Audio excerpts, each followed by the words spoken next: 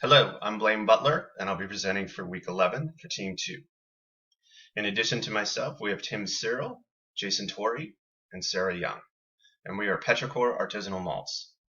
We are custom micro malting for the craft brewery and distilling industries.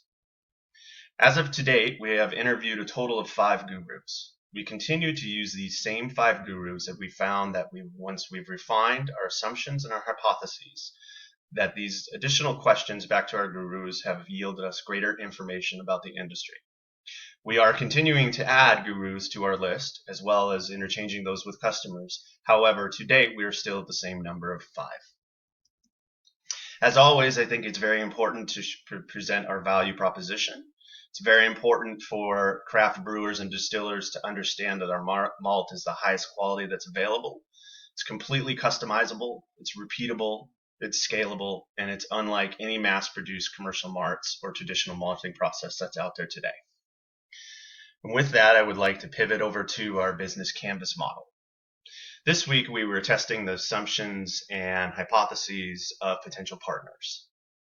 And as you can see here in our key partner region, we've actually added a few different key partners, which I'll discuss. As being obvious, local grain farmers and grain storage facilities would be obviously very important to us as we plan on harvesting our grains from local farmers and also being able to work with other local growers in the specific area. In addition to that, grain and storage facilities are very important because we have to have a place to be able to store safely our particular grains for specific periods of time. And of course, craft brewers and craft distillers. But additionally to that, I'd like to add wholesalers and retailers. Now, traditionally, we're still investigating this, but traditionally we thought maybe that was not the best path based on the level of margins. However, in taking another look into this, there might be an opportunity to sell on volume and be able to make up those margins based on the levels of volume. That information will be assessed and further discovered. There are also secondary and other partners that we have. For example, beer associations.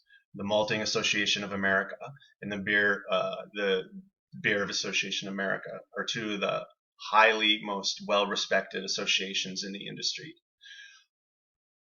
Magazines. Beer Aficionado, for example, is one of the most popular magazines. They always have award-winning beers.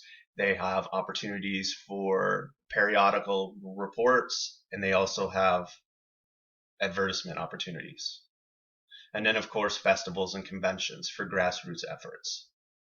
It'd be great to go to a festival with a particular craft brew partner that's used our malts and help them win awards and recognition for their craft brews.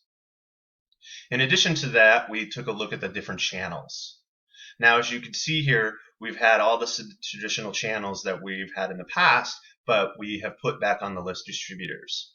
Once again, we'd just like to reassess that we think there might be an opportunity to work with distributors if our margins are actually high enough. But we're going to have to run those particular numbers, and we're going to have to dive further into that aspect of the industry. And then, of course, there's movement towards distributed networks. Now, lessons learned. We executed surveys and in-person interviews and online for a number of partners and strategic relationships, including brewers, distillers, which are also our gurus. Some of the findings that we actually came up with.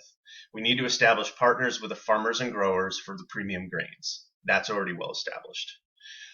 We need to take a look at the distributors outside of the normal channels. We need to take a look at wholesalers, and we need to take a retailers.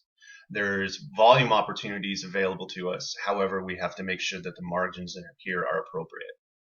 We also need to take advantage of research organizations and different associations out there.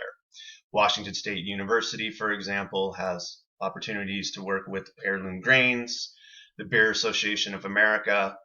Big maltsters like Breeze are potential competitors, but there's an opportunity for them to sell our custom grains as well. The annual Great American Beer Festival, and different magazines and periodicals.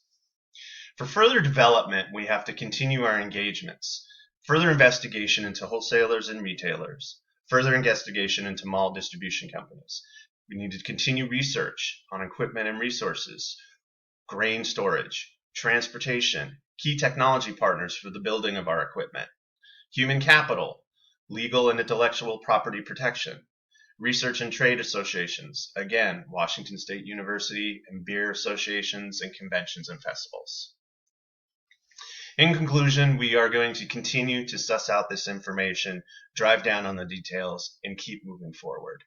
Our success depends on actually driving down and understanding, getting down to the root cause of the costs of those commodities and how to actually insert ourselves and to draft a profitable and exceptional product for the market. Thank you very much.